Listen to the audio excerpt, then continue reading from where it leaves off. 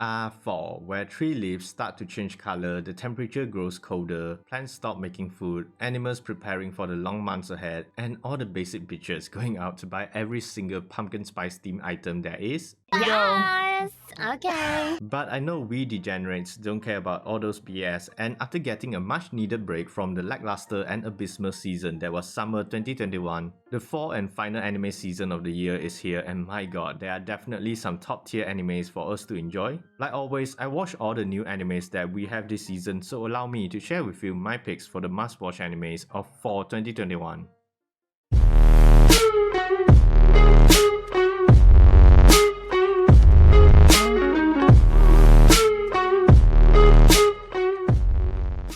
We have a lot of fun.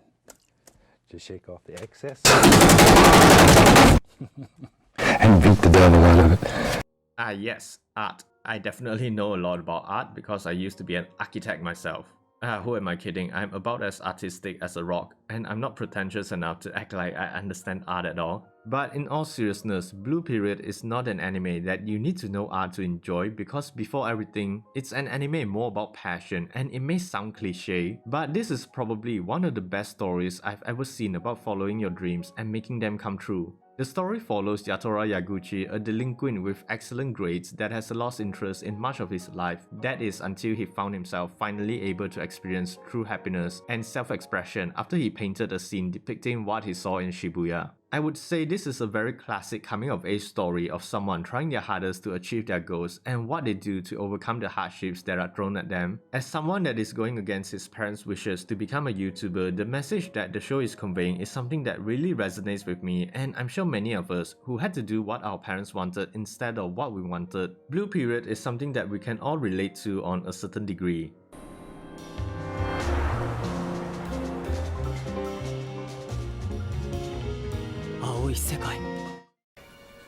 I see dead people. As the saying goes, see no evil, speak no evil, and hear no evil, but in this case, it's a girl that one day discovers she has the ability to see and interact with the supernatural. That's right, I'm talking about the very enjoyable horror comedy Mieruko-Chan by Studio Passion, the same studio behind Interspecies Reviewer, so you know it's gonna be cultured. Now I'm sure you're thinking we've seen it done many times before, a girl that can see things no one else can, but this isn't the typical feel-good story about a girl becoming the heroine that fights the monsters she sees to save the world or helping the spirits cross to the other side. This is an authentic black comedy that comes from the absolute terror the main protagonist Yotsuya Miko experiences whenever she encounters these terrifying monsters in every place imaginable, like her own home or the girl's locker room. ほら、大丈夫。 I definitely recommend checking out Mieruko-Chan for anyone that is interested in slice of life comedy shows with amazing horror elements, and it has some really crazy ghost designs that will shame other horror shows. Don't forget about some fan service thrown in there for good measure, although there will be less fan service later on. ここは夢か From the brilliant mind of the redo of a healer author Tsukio Rui comes an isekai with a long-ass name known as the world's finest assassin gets reincarnated in another world as an aristocrat. And trust me, this anime isn't what people might expect considering the author. The story follows Anime Agent 47, the greatest assassin on Earth, who is subsequently betrayed by the organization he worked for, and like every isekai, after he was killed, he gets a chance to be reincarnated in a world filled with magic. But the goddess of this world gave him a condition that he has to assassinate the hero to save the world within 18 years, and you get the idea. After he was reincarnated, the protagonist is super talented and overpowered with an anti-hero kind of vibe while he's surrounded by a bunch of cute girls. As far as I'm concerned, the show has the usual tropes that many generic isekai has, although there seems to be more to it, but it remains to be seen. But I can at least say that you can definitely give the world's finest assassin a chance if you're looking for a solid isekai to watch this season. 綺麗ですね、見る。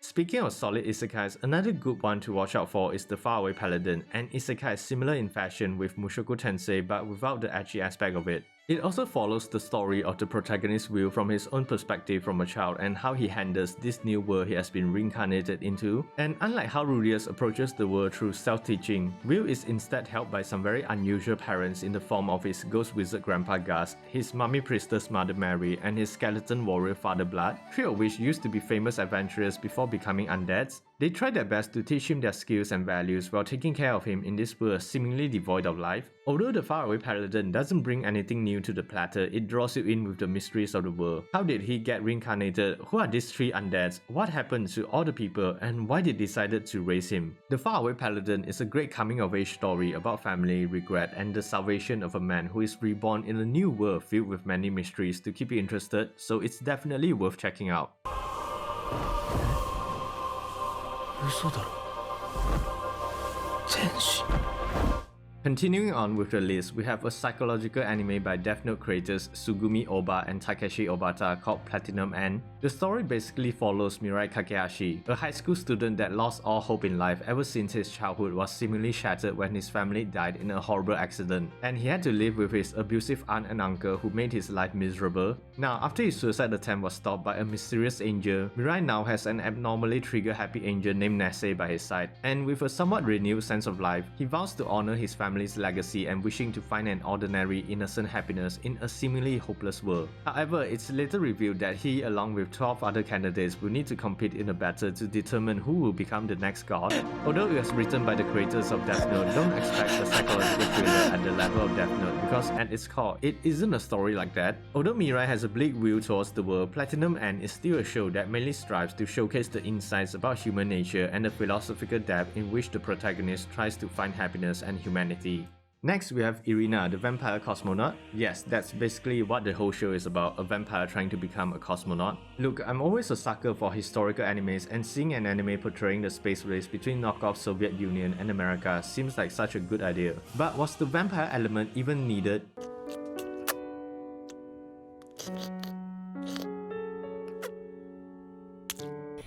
Yeah, boy. Now, despite my initial reservations about the show, I have to be honest and say I'm really enjoying the show, and it definitely has nothing to do with Irina. I mean, it's not like she's a super cute vampire girl with an adorable pouting face or anything. But for real though, this show really did blow my expectations away. The way the story is executed was really well done. Seeing the struggle and discrimination that Irina faces feels real, but at the same time, the way she tries to overcome it makes you really empathize with her. Irina, the vampire cosmonaut, might not be for everyone, but the originality of the show itself is already a great selling point, and if you love a Cold War era anime setting or you just want to see a cute vampire girl drinking lemon seltzer water, this might just be the anime for you.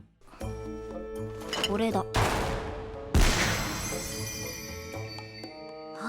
Now, I usually like animes with a little spice in them, but sometimes the simple side of anime is really enjoyable as well. Take My Senpai is Annoying as an example. It's just about a short tsundere office lady named Igarashi Futsuba having to put up with a loud, big and annoying senpai who seems to always treat her as a kid, but in a very cute kind of way. That and also the myriad of interesting side characters who make the show much more endearing and wholesome than the average office anime. And my personal favorite is seeing the side story between Sakura and Sota. Although it's just a typical office comedy anime, it's a pretty damn good one that has a very cute story, and the charming dynamic between a kohai and her senpai will definitely give you the fuzziest of feelings. It has cute characters, hilarious comedic moments, realistic and cute work relationships, and while it's not a thought-provoking or life-altering series, it's just a simple and cute romantic comedy that's done right.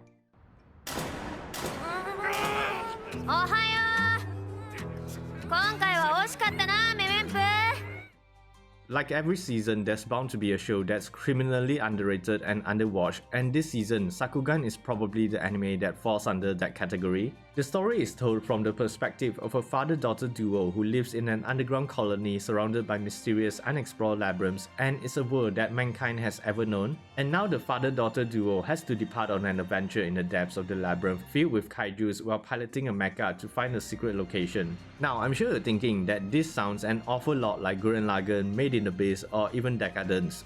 Yes!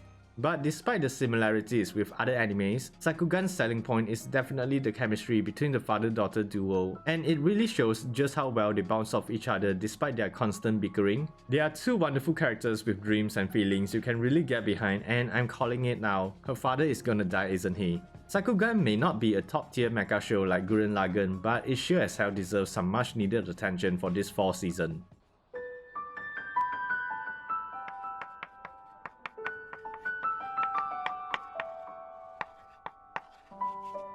This has got to be the most anticipated anime of the season, and here's my hot take: the Komi Can Communicate anime was really bad. That is what I would have said when I first saw it, but after finally watching it the right way, not on Netflix because screw them, I was sold. Story-wise, it's a typical comedy slice-of-life anime that basically revolves around a girl named Komi who, you've guessed it, can communicate or socialize well with other people. This is a really good show with an equally interesting, albeit exaggerated look at someone with social anxiety, but I do like how Komi is really trying to be more sociable to others, especially how the show uses the idea of her wanting to make 100 friends to meet new characters. It really makes the overall story more interesting and funny. Like, one of my favorite characters in the show is definitely Najimi Osana, and I like how his or her gender is literally just Najimi. Like, what the fuck?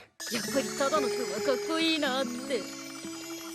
濡れる。何が The characters are definitely the strength of the show, but I have to say OLM is not playing around because the anime has some movie level quality animation that could rival even Kyoto animation. Komi Can Communicate is a good show for everyone to watch, not just for the movie-like quality, the cute character designs, or the wholesome feel-good story, but rather the struggles someone with social anxiety has to go through, and seeing Komi trying to have the courage to open up, it really melted my heart.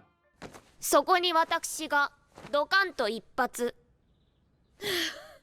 Saving the best for last, Takt Op.Destiny is one of the must-watch animes of the season, and trust me, this is not an anime you want to skip. So imagine a world that has basically outlawed music, leaving future generations to not know what music is or even having heard of it, all because of the emergence of the D2s, music-hating aliens that came from a black meteorite that fell to Earth. And the only way to defeat the D2s is with the musically powered waifu weapons called the music cards and the conductors who control them. Although the story isn't that original in terms of the action dystopian genre of anime, but pair the premise with the delightful and interesting core cast of the show. Tak, a genius pianist who has a crippling addiction to the piano, and Destiny, the problematic music card obsessed with killing any D2 she sees, and Anna, the voice of reason, trying to keep them in check while making sure they are able to reach New York safely, then you have a recipe for success. But it's not just the amazing character writing and dynamic that makes the show so goddamn good. The way they incorporated classical music into the fight scenes just adds another layer of depth that can easily get you hooked on the show with just one episode. Takt Op.Destiny has the potential to be anime of the season, and in my opinion, it's definitely my favorite new anime of the season, and it's just one of those shows that reminds me why I freaking love anime. And come on, having Mappa and Madhouse animating the show, do I even need to say more?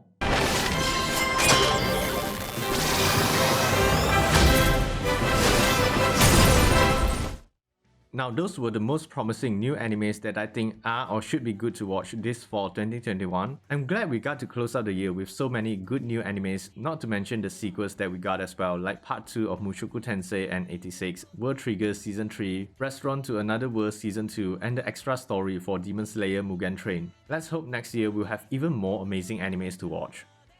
Those were my recommendations for fall 2021, and feel free to let me know if you're going to watch any of them, or are there any other shows that I missed? If you enjoyed the video, feel free to leave a like, subscribing to the channel, and hitting that notification bell for more anime content. This year has truly been a crazy ride for the channel, and I really appreciate all the support. I hope we can continue to grow the community together, and I truly can't thank everyone enough. Thanks for watching and supporting me. Have a great day, and as always, stay safe everyone.